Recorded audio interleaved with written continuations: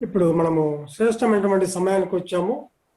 ఇప్పుడు మన మధ్యలో అనంతపురం నుండి దైవజనుడు టి వరప్రసాద్ రెడ్డి అంకుల్ గారు ఉన్నారు. ఇప్పుడు వాక్యం అందిస్తుండగా మనము శ్రద్ధగా ఆలకిద్దాం. Over to Varaprasad Reddy uncle.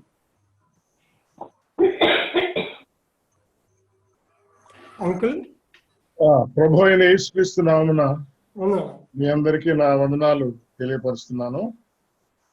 ఈరోజు మన వరుస క్రమంలో రోమాపత్రికలో 14వ అధ్యాయం యొక్క ధ్యానంలోనికి మనం వెళ్తున్నాం. 14వ అధ్యాయంలో అంశము బలహీనుల పట్ల పరిచర్య.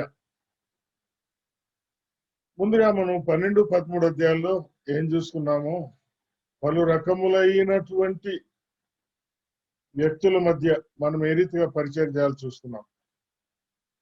చివరిదిగా ఇంచుమించుగా బలహీనులు కూడా మన మధ్య ఉంటారంట. అనగా విశ్వాసులమైన మన మధ్య ఉంటారు, లోకంలో కూడా ఉంటారు. వాళ్ళు కూడా మనం పరిచయం చేయాలన్నా వాళ్ళకు కూడా పరిచయం చేయాలి. ఏమిటో బలహీనతలు, ప్రాముఖ్యమైన బలహీనతలు మనం చూద్దాం. ముందుగా ఒకసారి మనం చూస్తే తిండి విషయంలో బలహీనలు ఉన్నారంట.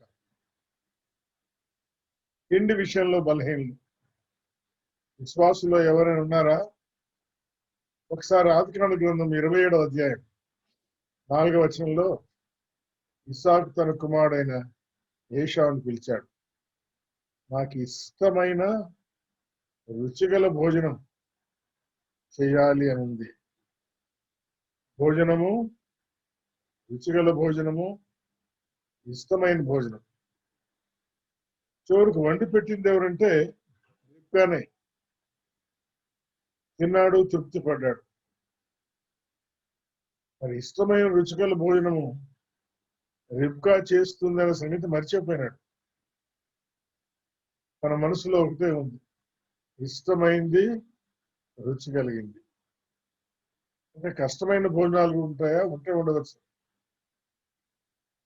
కానీ తిండి విషయంలో నా ఇష్టము అనేది ఒకటి మనందరిలో కనిపిస్తుంది. లేదేమో ఒకసారి మీరు చూడండి, మనందరిలో ఉందని మనం అంగీకరించవచ్చు. కనుక విశ్వాసులమైన మనలో తిండి విషయంలో బలహీనతలు కొన్నిసార్లు కనిపిస్తాయి. లోకస్తుల్లో కూడా, అనగా విశ్వాసులు కాని వారిలో కూడా కనిపిస్తాయి అన్నమాట. మరి అటువంటి పరిస్థితుల్లో మన పరిచయం ఏ రీతిగా ఉండాలి అనే అంశం ఇక్కడ డీల్ చేస్తున్నాడు. తిండి అనేది ఒక బలహీనత, మంచిది. రెండవ బలహీనత దినములను లక్ష్య పెట్ట. దినాలు లక్ష్య పెట్టంటే ఏంటో కూడా మనం చూద్దాం. కనుక ఈ విషయంలో కూడా బలహీనలు ఉన్నారు. అయితే దేవుడి భాగంలో నేర్పించే సత్యం అంటే ప్రతి వారు ఎవరికి వారే తీర్పు తెచ్చుకుంటారు. ఏమి తినాలో, ఏమి తినకూడదు, ఏవి తనకి ఇష్టమో, ఏవి తనకు రుచో. రుచులు వేరువేరుగా ఉంటాయి, నాలుకలు వేరువేరుగా ఉంటాయి. ఆయనకు రుచిగా ఉండేది నాకు రుచిగా ఉండాల్సిన అవసరం లేదు. భార్యాభర్తలు నాకు రుచిగా ఉంది నీకెందుకు లేదు అని తీర్పు తీర్చకూడదు. రుచులు వేరువేరు. కనుక ఆయన రుచి ఆయనదే, ఈమె రుచి ఈయనది. రిబ్కామ్మని ఈ విషయంలో నేను మెచ్చుకుంటాను. ఆయనకి ఇష్టమైన రీతిగా రుచి కలిగిందిగా వంట చేసి పెట్టడం నాకు తెలుసు. ఒకవేళ ఇద్దరు రుచులు ఒకటో కాదో మనకు తెలుసు, కానీ మొత్తానికి ఆయనకి ఇష్టమైనటువంటి రుచిగల భోజనాన్ని చేసి పెట్టేసింది. సోదరులు ముందుగా విషయం గుర్తుంచుకోవాలా. అంతేగాని తీర్పు తీర్చొద్దండి. నీ భర్తకి నాకు బాగుందే, ఉప్పు ఎందుకు ఎక్కువైంది, సరిపోయింది, పప్పు ఎందుకు ఎక్కువైంది అనే డిస్కషన్స్ తీర్పు తీర్చడం ఉండకూడదు. అంటూ చివరి భాగంలో దేవుని రాజ్యం, అనగా ఆత్మీయ జీవితంలో మనం ముందుకు సాగుతున్నామే.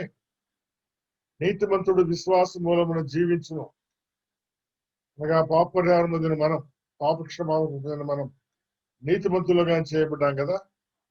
చేయబడిన తరువాత ఒక రీతిగా దేవుని రాజ్యంలో మనం ఉన్నట్టే నీతి సమాధానంతో ముందుకు సాగాలి. కానీ అది తప్పు, ఇది తప్పు, అది తినకూడదు, తినకూడదు, ఈ రోజు ఈ పని చేయకూడదు అనే తీర్పులు ఒకరికి ఒకరు తీర్చకుండా ఉండాలా? విశ్వాస జీవితం కొనసాగించుకోవాలనే సత్యాన్ని 14వ అధ్యాయంలో మనం చూడబోతున్నాం. ఒక్కసారి 12, 13 అధ్యాయాలు ఏ అంశాలు చూసాం చూడండి. వ్యక్తిగతంగా ఈ రీతిగా మనం ముందుకు సాగాల. అందులోనే వ్యక్తిగతంగా అని చెప్పిన 3 వచనాల్లోనే మనం చూస్తే మీ అనే మాట కనిపిస్తుంది. కనుక కొద్దిమంది వ్యక్తులు ఇంట్లో ఉంటారు కనుక కొట్టుకోవచ్చు. కనుక వ్యక్తిగతంగా ఏ రీతిగా ముందుకు సాగాలి, ప్రభువును పరిచయంలో ముందుకు సాగాలి, కుటుంబముగా ప్రభు పరిచయంలో ఏ రీతిగా ముందుకు సాగాలని 12వ అధ్యాయంలో మొదటి 3 వచనాల్లో ఉంది. తర్వాత ఒక శరీరంలో అనేకమైన అవయవములు ఉన్నను అని 4వ వచనం ప్రారంభమైందని చదువుకున్నాం. శరీరంలోని అవయవములు అంటే సంఘంలో ఉన్న సహోదరులు. కనుక సంఘముగా ఏ రీతిగా పరిచయంలో మనం ముందుకు సాగాలనే సంగతి 12వ అధ్యాయంలోనే 2వ భాగంలో మనం చూసాం. తర్వాత ఒకరినొకరు, ఒకరి కొరకు ఒకరు అనే మాటలు 2-3 సార్లు ఈ 3వ భాగంలో చూసాం. కనుక సహోదరులమైన మనము ఒకరికి ఒకరు ఏ రీతిగా పరిచయం చేస్తూ జీవించాలా అనే అంశము 3వ భాగంలో ఉందనుకున్నాం. మనుషులందరినీ మనం ప్రేమించాలని మాట 17 నుంచి 21 వచనాల్లో మనం చూసినప్పుడు సహోదరులు మాత్రమే కాదు మనం పరిచయం చేసేది, బయట ఉన్న లోకానికి కూడా పరిచయం చేస్తున్నాం. కనుక 12వ అధ్యాయంలో వరుస క్రమాన్ని మనం చూసినప్పుడు వ్యక్తిగతంగా, కుటుంబముగా, సంఘముగా, సహోదరుల పట్ల, మనుషులందరి పట్ల ఈ క్రమంగా మనం గమనించాలి. ముందు వ్యక్తిగతంగా మనం బాగాలేకపోతే కుటుంబంలో బాగుండలే. నువ్వు వ్యక్తిగతంగా బాగాలేవనుకో, కుటుంబంలో మేము వాళ్ళకి సంతోషం ఉండదు. ఎట్లా వాళ్ళు సంతోషించగలరు? మీరు కుటుంబంలో సంతోషం లేకపోతే సంఘంగా మీరు చేరి వచ్చినప్పుడు ఎట్లా సంతోషించగలరు? ఆ తర్వాత సంఘంలో ఒక సహోదరుతో ఇంకో సహోదరుతో మీరు మెలిగే విషయంలో కుటుంబంలోనే మీకు లేకపోతే సహోదరుల పట్ల మీ రీతిగా మెలగలరు? ఆత్మీయులైన మీ మధ్యనే సరి అయిన ప్రవర్తన పరిచర్య లేకపోతే లోకంలో ఉండే మనుషుల పట్ల మనం ఏ రీతిగా చేయగలం? నీ శత్రువు ఆకలి కొని ఉంటే అన్నాడు.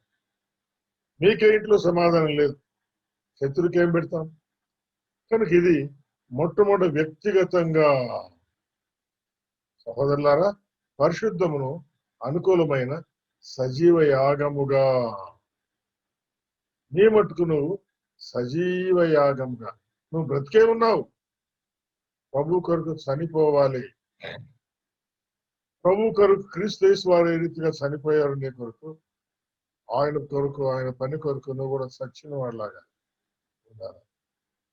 సజీవ యాగముగా మీ శరీరములను మీరు బహుమానం ఇచ్చింది కాబట్టి కుటుంబంలో మనం అందరం అన్నమాట.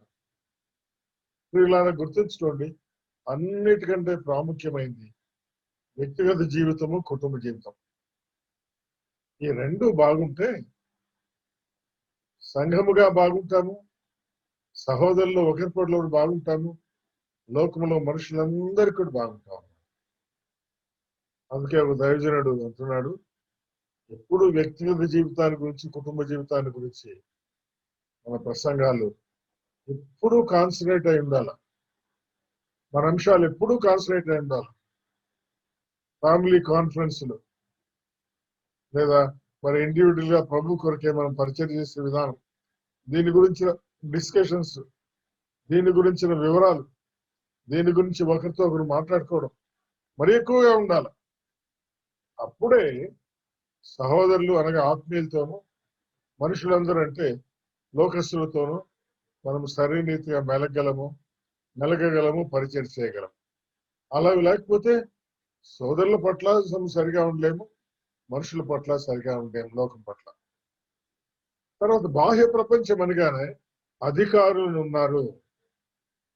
ప్రభుత్వము పద్ధతులు ఉన్నాయి, ప్రభుత్వ కార్యక్రమాలు ఉన్నాయి, ప్రభుత్వ విధులు ఉన్నాయి.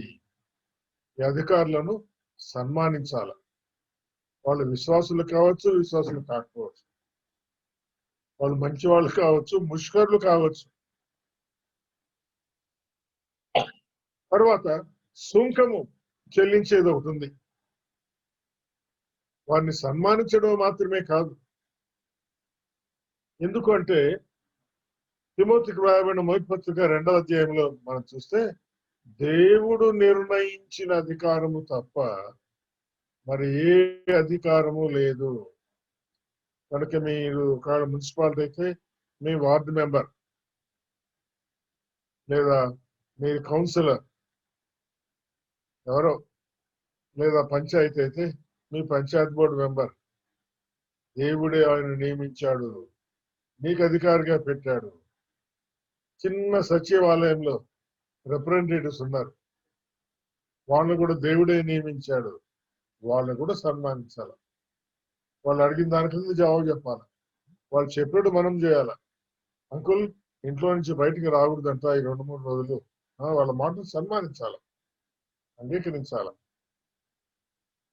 సుంకము, ట్యాక్స్ కలెక్షన్ గురించి మనం ఆలోచించాం. ట్యాక్స్ కలెక్షన్ లో ఓడిపోయే వాళ్ళు, ఎగ్గొట్టే వాళ్ళు చాలా మంది ఉన్నారు. ఎట్లా తప్పించుకుందామని ప్రయత్నించే వాళ్ళు చాలా మంది ఉన్నారు. దేవుని బిడ్డలమైన మనం ఆ రీతిగా ఉండకూడదు అనుకున్నాం. తర్వాత ఇందాక మనము సహోదరులు ఒకరితో ఒకరు అనుకున్నాము. ఇప్పుడు లోకస్తులు, ఇరుగు పొరుగు వారు మనతో ఉన్నారు. వారిని ఏ రీతిగా ప్రేమించాలో 13వ అధ్యాయంలో చెప్పాడు. ఈ పరిచర్యలో మెలకువలు చెప్పాడు. చివరిగా ఇది నిరీక్షణ కలిగిన పరిచర్య అని చెప్పాడు. ఇప్పుడు దీనికి 14వ అధ్యాయం చేరుద్దాం. ఏంటి 14వ అధ్యాయం? 12, 13 అధ్యాయాలు అయిపోయిన తర్వాత బాహ్య ప్రపంచంలో గాని సంఘములో సహోదరుల మధ్య గాని బలహీనులైన వాళ్ళు ఉంటారు. అందరూ బలవంతులు కారు. శరీర విషయంలో బలహీనలు ఉంటారు, మనసు విషయంలో బలహీనలు ఉంటారు, అలవాట్ల విషయంలో బలహీనలు ఉంటారు, తిండి తీర్థాల్లో బలహీనలు ఉంటారు, కుటుంబముల ఆచారాల్లో కొంతమంది బలహీనలు ఉంటారు, బంధుత్వాల మధ్య బలహీనలు ఉంటారు. మరి అట్లు బలహీనల పట్ల మనం ఏ రీతిగా ఉండాలా అనే సంగతిని 14వ అధ్యాయంలో చెప్తున్నాడు. ఒకసారి 12, 13, 14 అధ్యాయాల వరుస క్రమాన్ని చూస్తే మనందరికీ అవసరమైనటువంటి ఇండివిజువల్ మొదలుకొని, వ్యక్తిగతమైన స్థితి మొదలుకొని, అన్ని రకాలుగా కుటుంబముగా, సంఘముగా, సహోదరుల మధ్య, లోకంలో మనుషులందరి మధ్య, బయట ఉన్న అధికారులతో, మరి ప్రభుత్వము యొక్క నియమించబడిన సుంకములు అటువంటి వాటిని మరి సమర్పించే విషయంలో, లోకంలో ఉన్న ఇరుగు పొరుగు వారిని ప్రేమించే విషయంలో ఎంత మెలకుగా ఉండాలో, ఎంత నిరీక్షణ కలిగి ఉండాలో, అదే సమయంలో వీళ్ళందరి మధ్య, నమ్మిన వారి మధ్య కానీ నమ్మని వారి మధ్య కానీ బలహీనులు ఉన్నారు. కొద్దిమందికి మానసిక బలహీనత, కొద్దిమందికి మాటల్లో బలహీనత, కొద్దిమందికి ఊహల్లో బలహీనత, కొద్దిమందికి తలంపుల్లో బలహీనత, కొద్దిమందికి అలవాట్లో బలహీనత, కొద్దిమందికి తిండి విషయంలో బలహీనత, కొద్దిమంది జీవిత విధానంలో బలహీనత, మరికొద్ది మందికి దినములు ఆచరించే విషయంలో బలహీనత ఉన్నాయి. అటువంటి వారితో ప్రాముఖ్యంగా బలహీనుల పట్ల ఏ రీతిగా పరిచర్య చేయాలనేది 14వ అధ్యాయం యొక్క సారాంశం. ఇన్ని విషయాలు అనగా 12వ అధ్యాయంలో 4 లేక 5 అంశాలుగా, 13వ అధ్యాయంలో 4 లేదా 5 అంశాలుగా, సుమారుగా 8-9 అంశాలు ముగించుకొని 14వ అధ్యాయంలో బలహీనులు మరికొన్ని అంశాలు, ఒక 2-3 అనుకోండి, మొత్తం 12 అంశాలుగా 12, 13, 14 అధ్యాయాల్లో సంగతులన్నీ చెప్పడం. వీటిని వరుసలో మనం ధ్యానించినప్పుడు ఇవి ఎంత క్రమంగా రమ్యంగా ఉన్నాయో మనకు అర్థమైంది. ఇప్పుడు 14వ అధ్యాయం యొక్క వివరాల నుంచి మనం వెళ్దాం. ముందుగా రోమపత్రిక పీఠికి కూడా 2 నిమిషాలు చూసుకొని వెళ్దాం. రోమపత్రికలో 16 అధ్యాయాలు ఉన్నాయి. మొదటి 8 అధ్యాయాలు పాపులు ఏ రీతిగా పరిశుద్ధులుగా తీర్చబడతారో చెప్పబడింది కాబట్టి పాపము పరిహారం అనే అంశంగా చూసాం. 6, 8 అధ్యాయాల్లో పరిశుద్ధత మనము కలిగి ఉన్నామని గుర్తింపు కలిగి ఉండాలని, దానికి తగినట్టుగా మనం ఎప్పుడూ ఆలోచించుకుంటూ ఉండాలని చూసుకున్నాం. రెండవ భాగం అంటే 9-16 అధ్యాయాల్లో మళ్ళీ దాన్ని 2 భాగాలుగా చేసి 3, 5గా విడగొట్టుకున్నప్పుడు మొదటి 3 వచనాల్లో ప్రభు యొక్క ప్రజలకు ఇశ్రాయేలు గత కాలంలో ఏ రీతిగా, ప్రస్తుత కాలంలో ఏ రీతిగా, రాబోయే కాలంలో ఏ రీతిగా వాళ్ళు ముందుకు సాగుతున్నారో ఆ విషయాలు చెప్పాడు. చివరి 5 అధ్యాయాలు 12, 13, 14 వరుస క్రమం ఇప్పుడే మనం చూస్తున్నాం. 15వ అధ్యాయంలో కొన్ని విషయాలు చెప్తూ 16వ అధ్యాయంతో ముగిస్తాడు. 15, 16 తర్వాత మనం చూస్తున్నాం. కనుక ఇప్పుడు ఈ విషయాలు మనం ఆలోచన చేసినప్పుడు నీతివంతులముగా తీర్చబడిన మనం విశ్వాస మూలముగా ఏ రీతిగా జీవించాలి అనేది రోమా పత్రిక యొక్క గ్రంథం యొక్క సారాంశం. ఈరోజు 14వ అధ్యాయం కూడా ఏమిటి? నీతివంతులుగా తీర్చబడ్డాం. మనలో బలహీనులు ఉన్నారు, బలవంతులు ఉన్నారు, నానా రకాలైన వ్యక్తులు ఉన్నారు. విశ్వాస మూలముగా మనం ఏ రీతిగా జీవించాలి అనేది 14వ అధ్యాయం యొక్క సారాంశం. మరి పౌలు కొరింథు నుంచి పత్రిక రాశాడని, రోమాకు అంతవరకు రోముకు వెళ్ళినవాడు కాదని, తర్వాత క్రీస్తు 57లో రాశాడు అనే దానికి గుర్తుగా 35లో ఆయన రక్షించబడ్డాడని, తర్వాత 46లో సేవకుడికే ప్రత్యేకించబడ్డాడని, క్రీస్తు 46 నుంచి 49 దాకా మొదటి సేవా యాత్ర ఆయన ఆసియా ఖండంలోనే చేశాడని, తర్వాత 50 నుండి 53 వరకు రెండవ సేవా యాత్ర ఐరోపా ఖండంలో చేశాడని, అప్పుడు కొరింథుకు వెళ్ళాడని, కొరింథులో 18 నెలలు ఆయన ఉన్నాడని అపోస్తలుల కార్యాలు 18వ అధ్యాయంలో 18 వచనాల్లో ఉందని కూడా మనం జ్ఞాపం చేసుకున్నాం, సులువుగా గుర్తుపెట్టుకుందామని. ఆ తర్వాత ఆయన 54 నుంచి 57 వరకు ఆయన 3వ సేవా యాత్ర ఆసియాలోను ఐరోపాలోను చేశాడు. అందులో 54, 55, 56లో ఎఫెసులో 3 సంవత్సరాలు ఉన్నాడని అపోస్తలుల కార్యాలు 20వ అధ్యాయం 28వ వచనంలో రాయబడ్డాన్ని మనం చూస్తాం. ఆ తర్వాత 57లో ఆయన రెండోసారి కొరింథుకి వెళ్ళాడు. ఎందుకు వెళ్ళాడు కూడా చూసుకున్నాం. ఆయన కొరింథులో ఉన్నప్పుడు పేదలైన వారికి కొంత సొమ్ము ఇవ్వడం అవసరమని వారికి బోధించాడని, నేర్పించాడని చూసుకున్నాం. ఆయన చెప్పిన విషయాలు పత్రికల్లో కూడా వ్రాశాడు. మొదటి పత్రికలో వ్రాశాడు కొరింథీయులకు, రెండవ పత్రికలో కూడా వ్రాశాడు. 2వ కొరింథీ 9వ అధ్యాయంలో 2 నుంచి 5 వచనాలు ఆ విషయాలు ఉన్నాయి. యెరూషలేములోని పేదలకు కొంత సొమ్ము ఇవ్వాలని చెప్పాడు. అది క్రీస్తు 57 ప్రారంభం అనుకోండి. వాళ్ళు సమకూర్చినట్టుగా పౌలు గారికి ఇన్ఫర్మేషన్ వచ్చింది. ఇప్పుడు కొరింథుకి తానే వెళ్ళాడు. వెళ్ళి రోమీయులకు పత్రిక రాసిన అవసరం ఉన్నప్పుడు కొరింథులో ఉండగా ఈ పత్రిక రాసి పంపించాడు. అది 57వ సంవత్సరం అనుకున్నాగా. కనుక 57లో పౌలు గారు కొరింథులో ఉండి ఈ పత్రిక రాశాడని 2వ కొరింథీ 9, 2, 5 వచనాలు, రోమా పత్రిక 15, 26 వచనాలు, రోమా పత్రిక 16, 23 వచనాలు చదువుకున్నప్పుడు మనకు అర్థమైంది. రోమీయులు అంతవరకు ఆయన వెళ్ళినవాడు కాదు. కానీ అపోస్తలుల కార్యాలు 2వ అధ్యాయంలో పేతురు సువార్త చెప్తూ ఉంటే రోమా నుండి పరవాసులుగా యెరూషలేముకు వచ్చిన వాళ్ళు ప్రభువుని నమ్ముకొని ఆ రోజు ఇంచుమించుగా 3000 మంది బాప్తిసం పొంది సంఘ సహవాసంలో, రొట్టె విరుచుట్లో, ఎడతెగక ప్రార్థనలో ఉన్నారని చదువుకున్నామే. అట్లా ఉన్న వాళ్ళు ఆ తర్వాత రోమాకు వెళ్ళి స్వార్థ ప్రకటించి ఆత్మలు సంపాదించి సంఘము కట్టినట్టుగా మనకు తెలియపరచబడుతుంది. కనుక మనం ఇందాక చెప్పినట్టుగా తిండి విషయంలో బలహీనులు ఉండగలరు, జనములను లక్ష్య పెట్టి విషయంలో బలహీనులు ఉండగలరు. నేను జరిగిన ఒక విషయాన్ని మీకు చెప్దామనుకుంటున్నాను. ఒక రాష్ట్రంలో ఉన్నటువంటి అమ్మాయికి మరొక రాష్ట్రంలో ఉన్నటువంటి అబ్బాయితో వివాహం ఏర్పాటు చేయబడింది. ఇద్దరు ప్రభు నమ్మిన వాళ్ళే. వివాహం ఏర్పాటు చేయబడింది, పెళ్లి కూడా అయిపోయింది. భార్య భర్త దగ్గరికి వెళ్ళింది.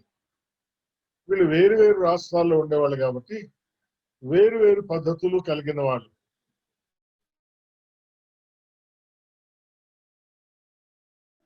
ఈ మధ్య పెనుగొండ దగ్గర మన కార్ల కంపెనీ ఉంది కదా, కియో కంపెనీ వాళ్ళు, అక్కడ చైనీస్ వస్తున్నారని మనం విన్నాం.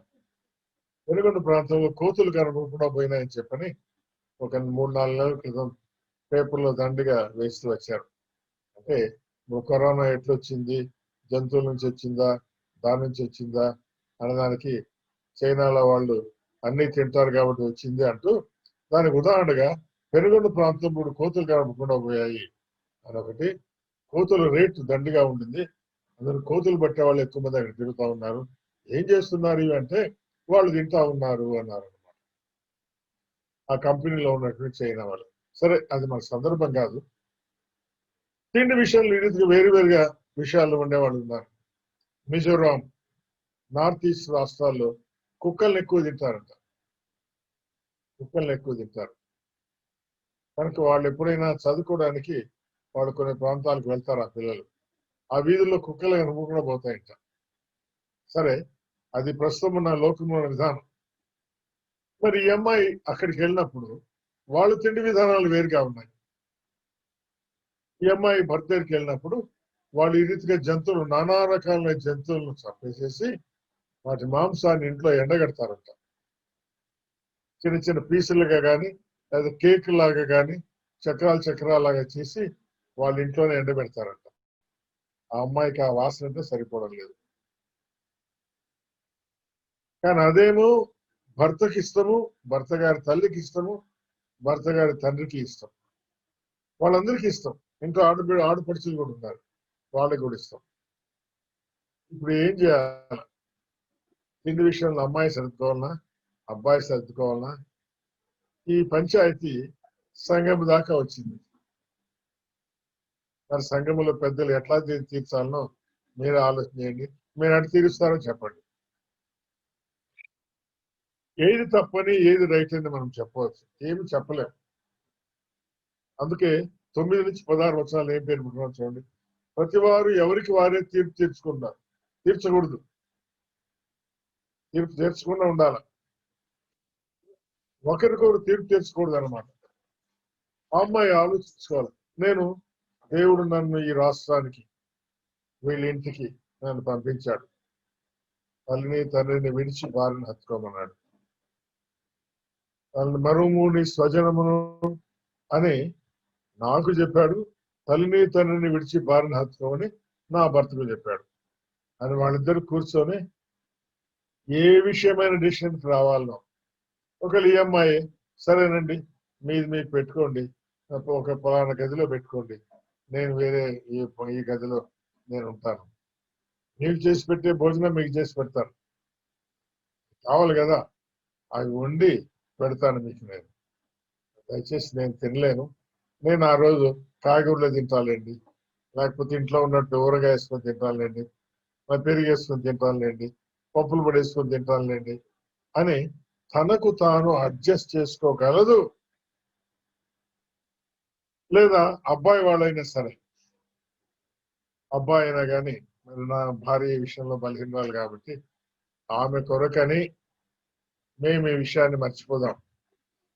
అది తినాలంటే బయటకు హోటల్కి వెళ్ళి కూడా తినొస్తాంలే, ఆమెను పిలుచుకొని పోదాము, ఆమెకు వెజిటేరియన్ మీల్ ఆర్డర్ చేద్దాం ఆ రోజు, మేము మాత్రం తినొద్దాము అని దానికైనా కాంప్రమైజ్ కావచ్చు.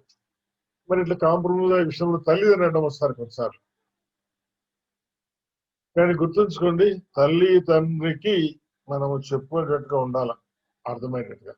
చెప్పుకోలేని విషయంలో ఇంట్లో ఆడపడుచులు ఉంటారు. అటువంటిప్పుడు మరి ఆ రోజు ఒక్కరోజు ఈమె కొంచెం ప్రత్యేకంగా వేరుగా చేసి పెట్టి వాళ్ళు తింటే బాగానే ఉంది. ఇవన్నీ కూడా ఒకరితో ఒకరు తీర్పు తీర్చుకోకుండా ఉండే విషయాలు అనమాట. తీర్పు తీర్చకూడదు, నువ్వు తినాల్సిందే అని ఆమెను వీళ్ళు అనకూడదు.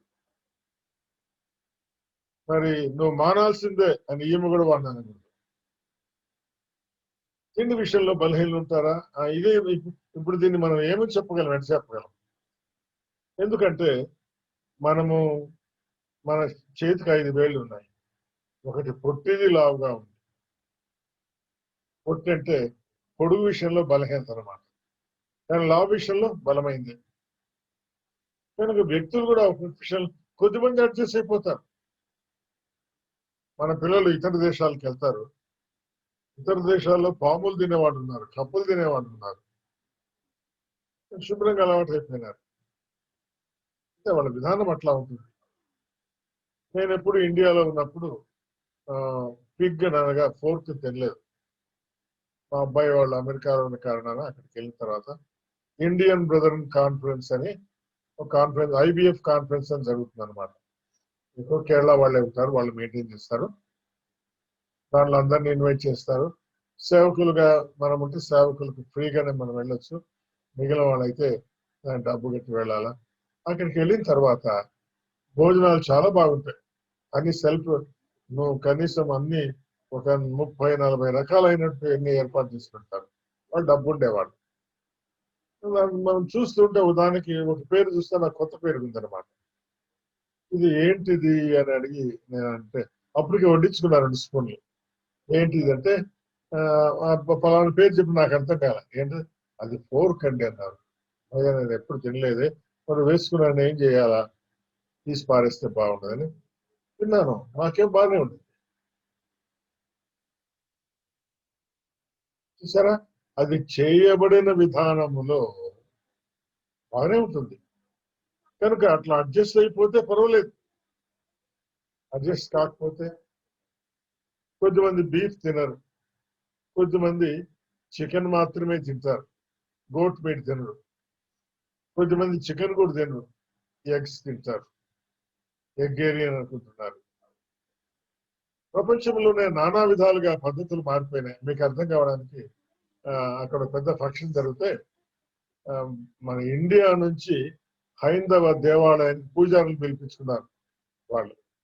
వాళ్ళకి స్పెషల్ విసాలు ఉంటాయి, వాళ్ళే మాకు కావాలంటే పోయినారు. పార్టీలో పూజారులు కూడా వచ్చినారు, వాళ్ళు తింటా ఉన్నారు. ఏం తింటున్నారు? కవ్వు తింటున్నారు. మరి మనలాంటి వాళ్ళు ఏమంటే మీరు పూజారులు మీరు తినకూడదు అంటే అమెరికన్ కౌస్ ఆర్ వెజిటేరియన్ అని చెప్పి నవ్వుకున్నారు. దానికి అడ్జస్ట్ అయిపోయినారు అనమాట. కనుక పరిస్థితులను బట్టి, ప్రభావాలను బట్టి అడ్జస్ట్ అయ్యేవాళ్ళు కొద్దిమంది ఉంటారు, ఫాలో అయిన వాళ్ళు కొద్దిమంది ఉంటారు. అడ్జస్ట్ అయ్యేవాళ్ళు ఆ విషయంలో బలవంతులు అనుకోండి కావాలంటే. అడ్జస్ట్ కాలేని వాళ్ళు బలహీనలు అన్నారు. అడ్జస్ట్ కాలేము అనే బాధ్యత వాళ్ళే ఉంది. మరి అట్లప్పుడు ఏం చేయాలి అని మొదటి 4 వచనాలు చెప్పడాన్ని మనం చూస్తాం.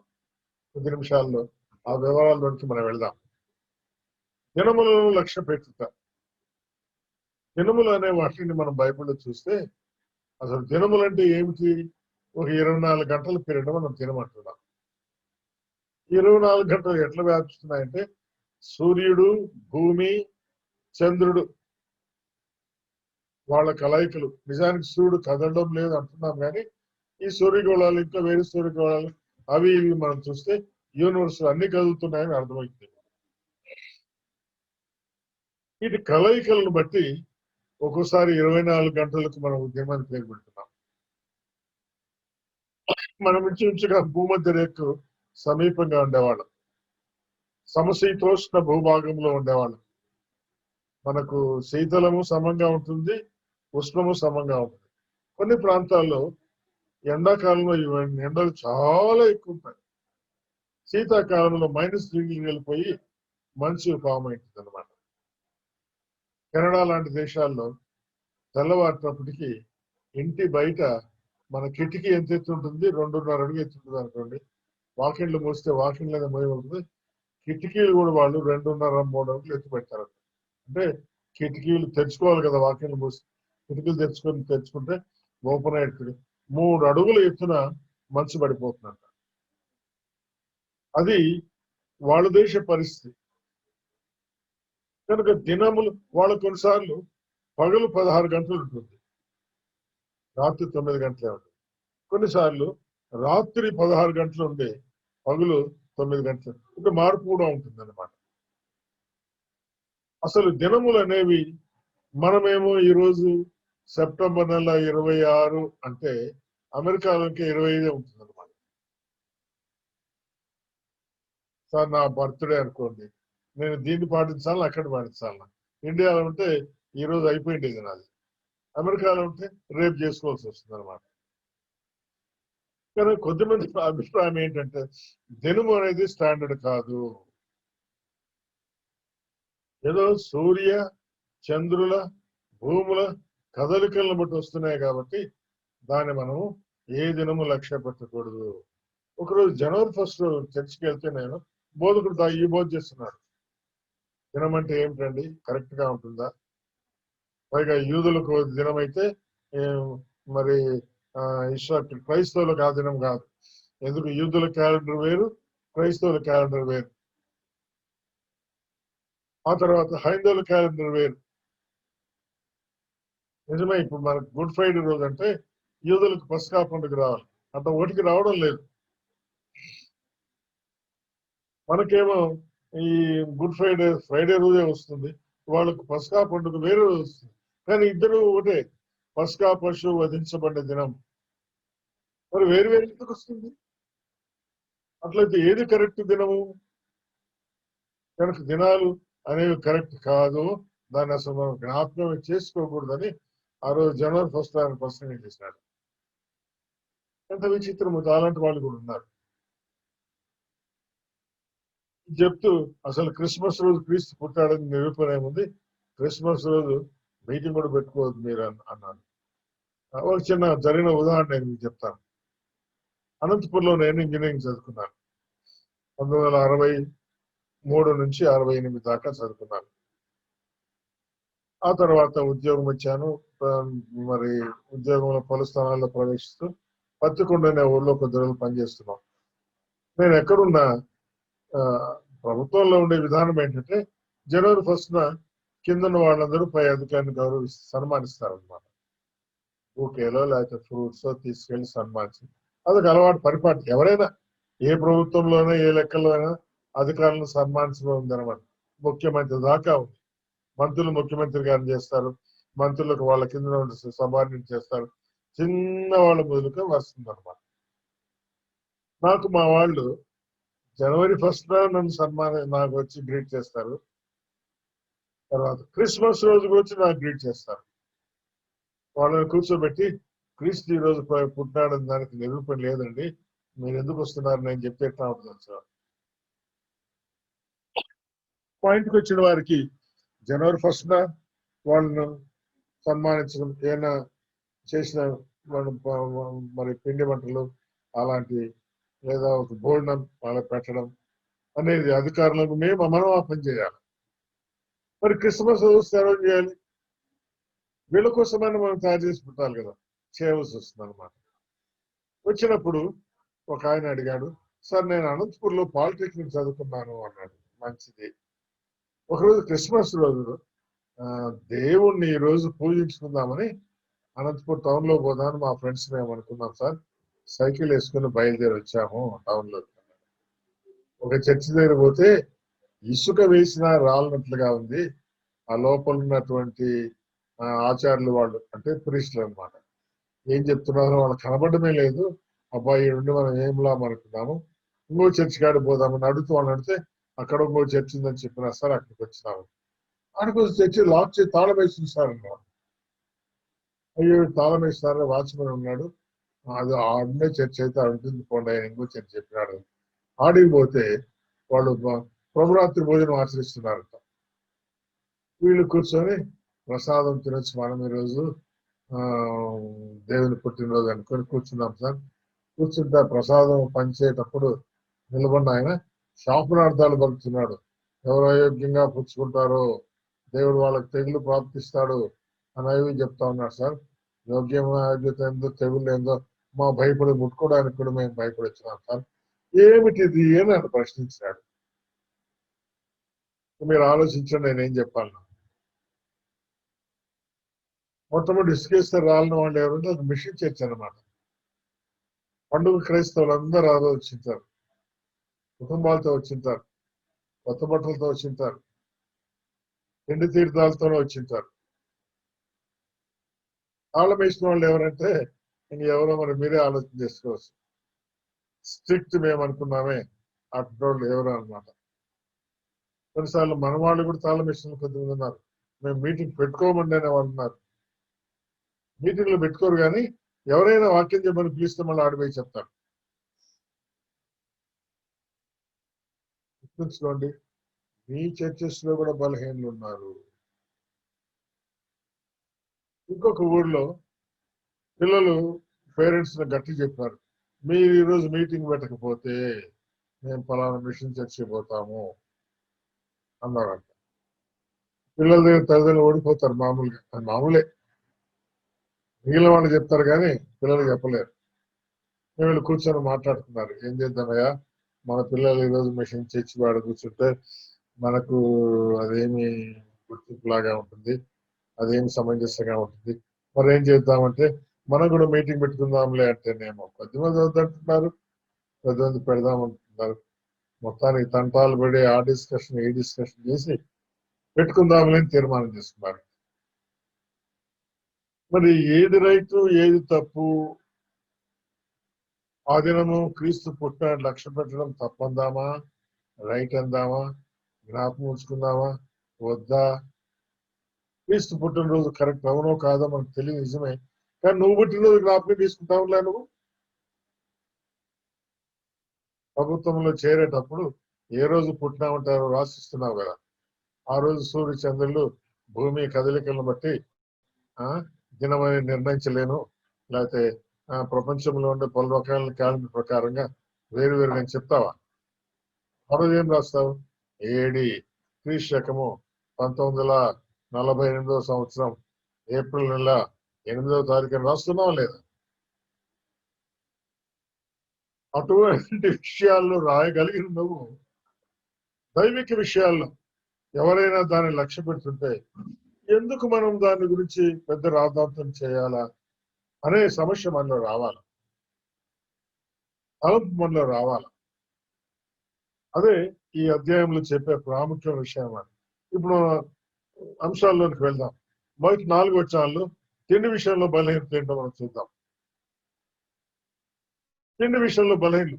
విశ్వాసులైన వారు తిండిని గూర్చి విశ్వాస విషయంలో కొన్నిసార్లు బలహీనలు అవుతారు. కొంతమంది కూరగాయలే తింటా ఉంటారంట, ఎగ్ వాసన కూడా పడని వాళ్ళు చాలా మంది ఉన్నారు. ఆ వాసన నాకు ఇష్టం లేదు, తన కూరగాయలు తినేలేండి. ఇతరులు ఇంట్లోనే కొద్దిమంది అంతా తినొచ్చు అంటున్నారు. అంతా చెప్తున్నామే, పిల్లులు తినేవాళ్ళు, కుక్కలు తినేవాళ్ళు కూడా ఉన్నారు, పాములు తినేవాళ్ళు ఉన్నారు, కోతులు తినేవాళ్ళు ఉన్నారు.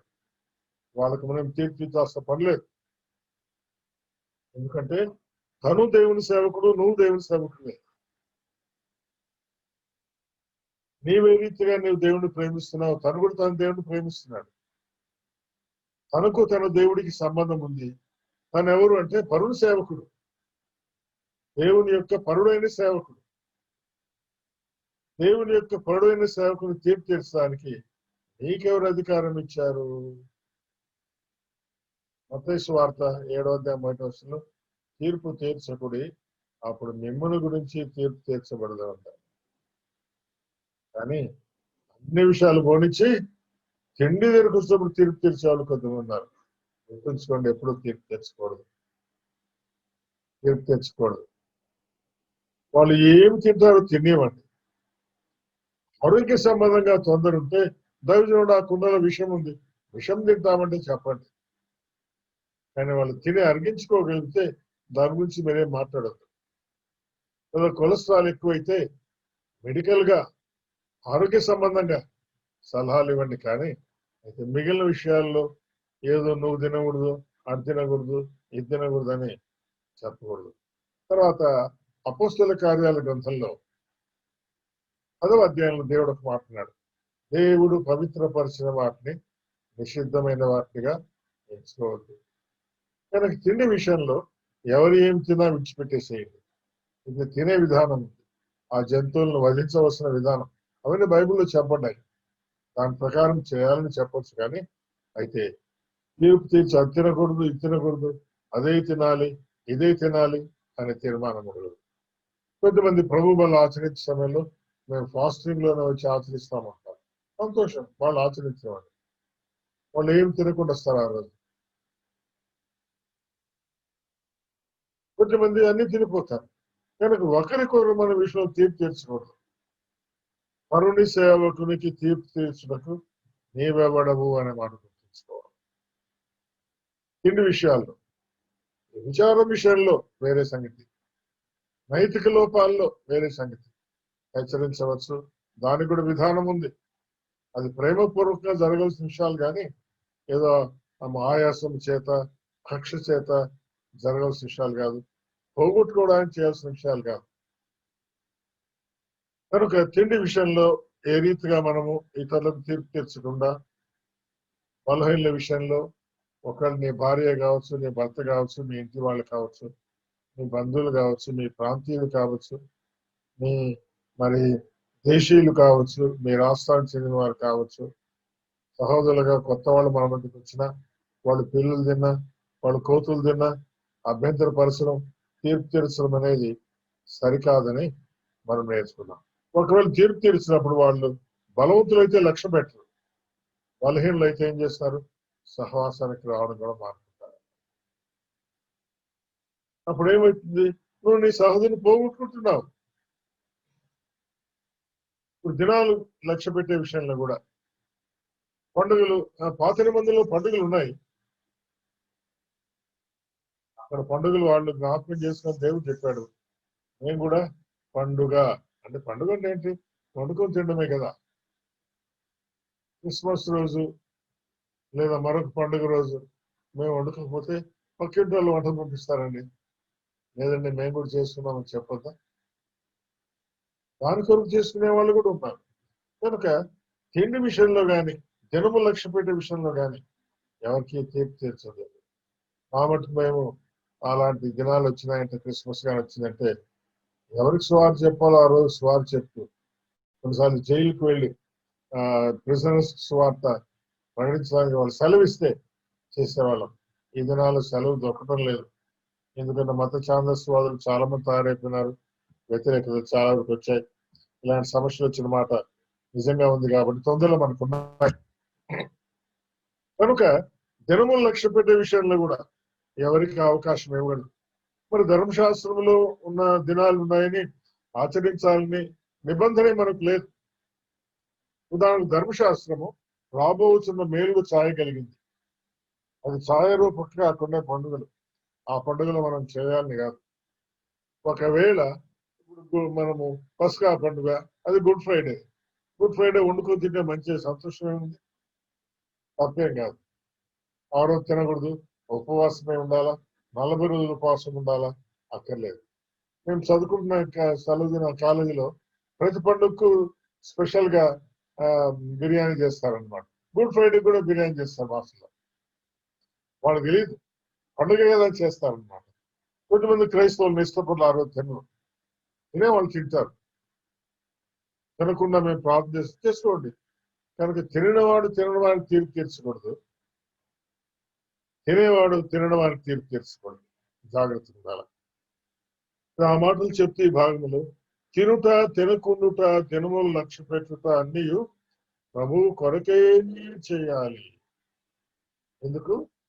మనలో ఎవరమైనా బ్రతికినా చనిపోయినా ప్రభు కొరకే. ఎందుకు? క్రీస్తు మన కొరకే బ్రతికాడు, క్రీస్తు మన కొరకే చనిపోయాడు. కనుక మనమైనా బ్రతికినా చనిపోయినా మన తోటి సహోదరుల నిమిత్తమే అయి ఉండాలి. అప్పుడే మనం ప్రభు వారం అవుతాము. ప్రభు అయిన క్రీస్తు మనసులో మనం కూడా కలిగిన వారం అవుతామనే సంగతిని ఈ భాగంలో మనం చూస్తున్నాం. కనుక ప్రతి వారు ఎవరికి వారే తీర్పు తీర్చుకో. నీకు నువ్వు తీర్పు తీర్చుకో. నువ్వు ఏమి తింటున్నావో అది నీ ఆరోగ్యానికి మంచిదా, తీర్పు తీర్చుకో. నువ్వేం తింటున్నావో అది క్షేమకరమైందేనా? నీ తోటి వారికి అనుకూలంగా ఉందా? తోటి వారికి అనుకూలంగా లేదా? నీ భార్యకి ఆ వాసన సరిపోవడం లేదా? నీ భర్తకి ఆ వాసన సరిపోవడం లేదా? నీకే నువ్వే తీర్పు తీర్చుకో. అంతేగాని నువ్వు అట్లే ఉండాలి, ఇట్లా ఉండాలి, పరువునికి మనం తీర్పు తీర్చకూడదు అని 9-12 వచనాల్లో స్పష్టంగా చెప్పాను. ప్రతి వారు ఎవరికి వారే లెక్క అప్పగించుకోవాలి. ఎదుటి సహోదరునికి తీర్పు తీర్చొద్దు, తీర్పు తీర్చి నిరాకరించవద్దు. మనం అందరము దేవుని న్యాయపీఠం దగ్గర నిలబడతాం. దేవుడు తీర్పు తీరుస్తాడు. దేవుడికి మనం లెక్క అప్పగించాలి. కనుక మనము ఆయన మన క్రియలకు ఫలం ఇచ్చేవాడని గుర్తుంచుకొని, ఫలం అనేది వ్యక్తిగతంగా ఉంటుంది, గుంపు గుంపుగా కాదు. కనుక నీ మట్టుకు నువ్వు మాట్లాడినా, ఏమైనా చెప్పినా, పని చేసినా దేవుడు ఫలమిచ్చినదిగా ఉండాలని గుర్తుంచుకోవాలి. ఎవరికో వాళ్ళమే మనం తీర్పు తీర్చుకోవాలి. ఈ విషయంలో ఆలోచించుకోవాలి. తర్వాత ఒకరినొకరు ఆటంకపరచకూడదు, తీర్పు తీర్చకూడదు. అది తప్పి తప్పన ఆటంకపరచొద్దు కూడా. తింటే తినేవండి, ఏం పర్లేదు. భోజన విషయంలో ఏది నిషిద్ధమైంది కాదు అని మనం అపోస్తల కార్యాలు 10వ అధ్యాయంలో కొర్నేలి ఇంట్లో ఉన్నప్పుడు దేవుడు పైన నుంచి దుప్పట్లో కొన్ని జంతువులను పట్టుకొచ్చాడు. అదొక దర్శనం అనుకోండి. అయితే దాని అర్థము వేరు. అయితే అదే సమయంలో అక్షార్థం కూడా తప్పేం కాదు. అలాగూ చేయుడు ద్వారా ఆత్మీయ జీవితంలో వెనకబడిన వాళ్ళు అవుతారు. మనల్ని విమర్శించడం మొదలు పెడితే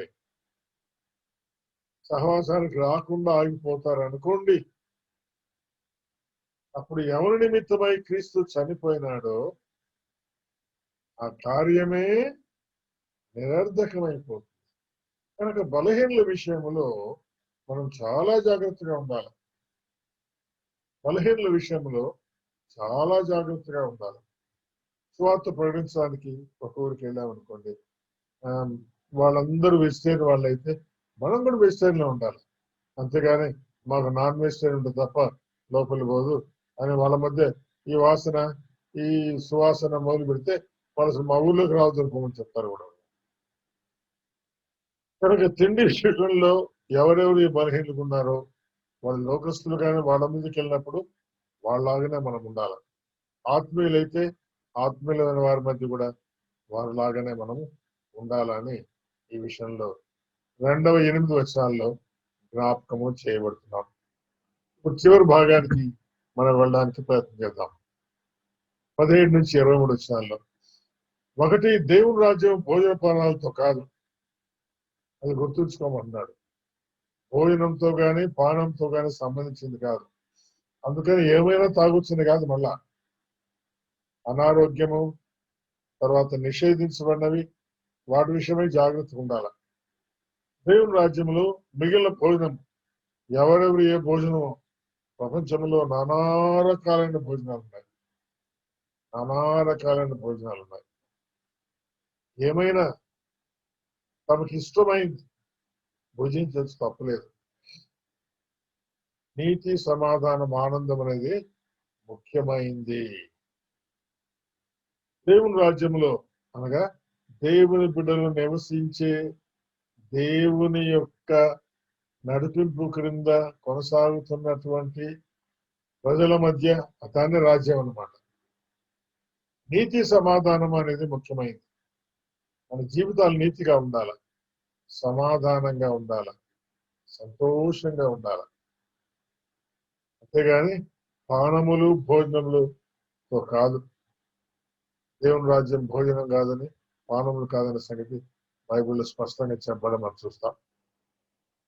ఏమి చేసినా అది పరస్పర క్షేమాభివృద్ధికి కలిగేదైతేనే చేయండి. భోజనము నిమిత్తమై దేవుని పని పాడు చేయబడకూడదు అని అంటూ సమస్త పదార్థములు పవిత్రములు. పాత నిబంధనలో కొన్ని తినన్నాడు, వద్దన్నాడు కదా. ఈరోజు మనం తింటే ఎట్లా అంటే కొత్త నిబంధనలో సమస్త పదార్థాలు పవిత్రములు అంతే.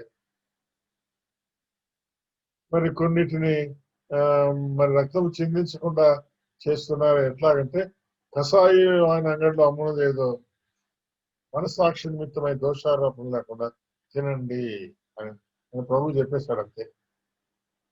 మార్కెట్లో అమ్ముతున్నారు, దాన్ని తినేస్తున్నాను అంతే. దాని విషయమై దోషారోపణ లేదు, ఎవరు తీర్పు తీర్చాల్సిన పని లేదు అని చెబుతూ చివరిగా 21-23 వచనాల్లో విశ్వాస మూలము కానిదే పాపం. నువ్వు తింటున్నప్పుడు నీ మనస్సాక్షి నీకు తప్పని తోడు అనుకోండి, విడిచిపెట్టేసాయి. నీ మనస్సాక్షి చెప్తున్నప్పుడు మనస్సాక్షి ప్రకారంగా ముందుకు సాగు.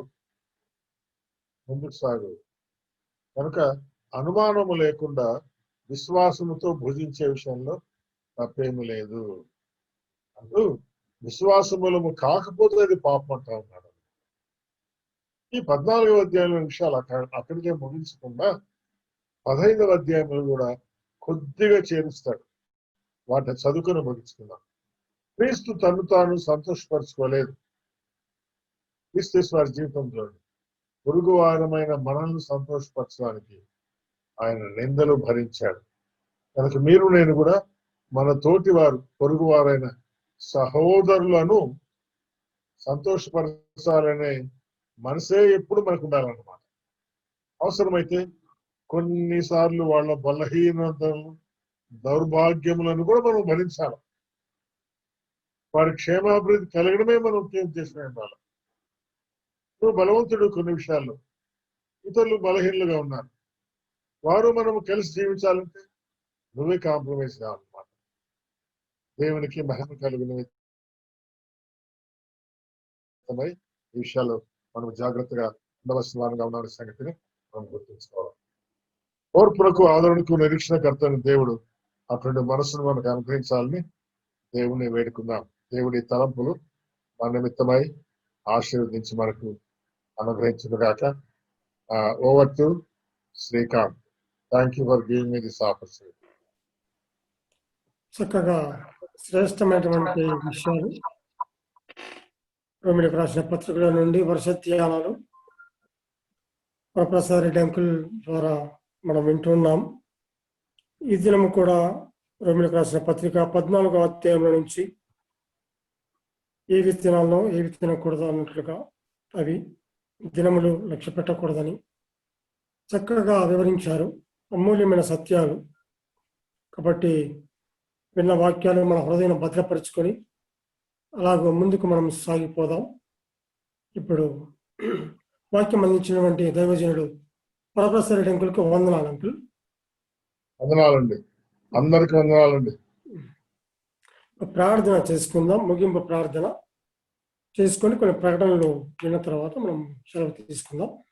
ముగింపు ప్రార్థన మన మధ్యలో ఉన్నటువంటి పాలసీరామ్ అంకుల్ ప్రార్థన చేస్తాం.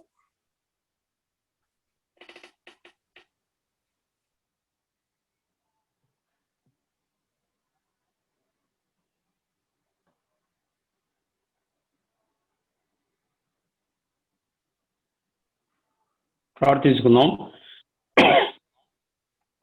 మహాగణుడా, మహోన్నతుడా, పరిశుద్ధుడా, సర్వాధికారి యేసుక్రీస్తు అతి శ్రేష్టమైన నామంలో ఈ రాత్రి సమయంలో మీ పాదాలకు స్తుతులు స్తోత్రాలు చెల్లిస్తున్నాను. నాయన దాసుని బలపరిచి ఇచ్చిన వర్తమానం బట్టి స్తోత్రాలు. ఓ నాయన, మేము లోకంలో ఉన్నాం ప్రభువా. నాయన తండ్రి, అనేక విషయాలు నీ దాసుని ద్వారా హెచ్చరించినారు. తిండి విషయంలోనూ నాయన తండ్రి అనేకులకు నాయన అభ్యంతరకరంగా లేకుండా ప్రభువా మీరైతే సమస్తము నాయన ఆశీర్వదించినారు. కనుక ప్రభువా తండ్రి, మేము మీ సేవ నిమిత్తము ప్రభువా తండ్రి సేవను ఇంటి వలన నాయన తండ్రి నాయన దాన్ని ఆటంకపరచకుండా ప్రభువా మీ సేవ చేయుటకు అందరము ప్రభువా తండ్రి నాయన ఎలాంటి భేదం లేకుండా ప్రభువా తండ్రి నాయన అన్ని విషయాల్లో ప్రభువా తండ్రి నాయన మీ యొక్క నాయన మీ మాటలు బట్టి ప్రభువా తండ్రి నన్ను పోలి నడుచుకునుడి అన్నారు ప్రభువా. కనుక ప్రభువా తండ్రి మిమ్మల్ని పోలి నడుచుకున్నట్టుకు ప్రభువా తండ్రి నీ దాసులు అనేక విషయాల్లో నాయన తండ్రి మేము నాయన తండ్రి ఉన్నాం ప్రభువా. వాటి ఎన్నో మాటలు ప్రభువా మా హృదయంలో భద్రపరుచుకొని ఇతరులకు ఆటంకము లేకుండా మీకు భయంకరంగా జీవించినట్లు మీ కృపను గ్రహించండి నాయన. వాక్యం నీ దాసులు ప్రభువా తండ్రి అనేక విషయాల్లో ప్రభువా తండ్రి నాయన మీరు నాయన దినదినము నాయన విరామము లేకుండా రాత్రి 7 నుంచి తెల్లవారు 7 వరకు ప్రభువా ప్రార్థనలో గడిపినైనా తిరిగి ప్రభువా తండ్రి ఈ సాయంత్రం సమయంలో 8 నుంచి ప్రభువా 9 వరకు మీ వర్తమానం అందించుకున్నారు తిరిగి ప్రభువా తండ్రి ఈ విధంగా రేపు పరిశుద్ధ దినం ప్రభువా మేము ఆత్మతో సత్యంతో ఆరాధించుటకు నాయన మీ దయగల మాటలు వినుటకు ప్రభువా మరొక తరుణం అనుగ్రహించండి నాయన తండ్రి మీ చిత్తమైతే మందిరాలు తెరవబడి అందులో ప్రవేశించి నాయన తండ్రి మిమ్మల్ని ఆత్మతో సత్యంతో ఆరాధించడం మీ కృప అనుగ్రహించండి చేరొచ్చిన ప్రియులందరినీ బట్టి స్తోత్రాలు చెల్లిస్తున్నాం ఈ కరోనా సమయంలో ప్రభువా ఆయన మేము జాగ్రత్త కలిగి ప్రభువా తండ్రి మరి ఇది మీ చిత్తమైనది ప్రభువా కానీ కొన్ని హెచ్చరికలు కనుక ఉన్నాయి ప్రభువా కనుక ప్రభువా నాయన మేము జాగ్రత్తగా ఉండి మిమ్మల్ని మయపరచువారుగా కనపరచువారు ఉన్నట్లు కృప చూపండి ఇంతవరకు మమ్మల్ని కాపాడినారు ప్రభు మీ వాగ్దానం ప్రకారంగా నాయన ఏ తెగలు మీ గుడారం సమీపించదని వాగ్దానం ఇచ్చిన దేవా ఇంతవరకు మమ్మల్ని సజీవులుగా ఉంచినారు స్తోత్రాలు కొంతమంది ఎడవబడినారు వారి కుటుంబాలను ఆదరించండి సాయం అనుగ్రహించండి నాయన నడిపిస్తున్న నీ దాసులు ప్రభువా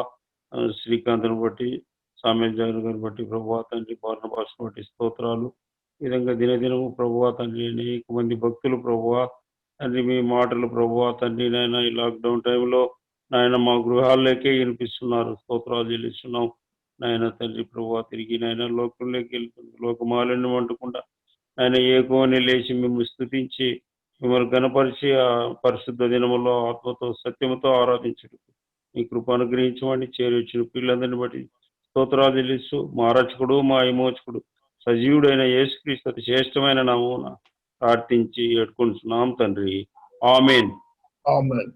వందనాలు.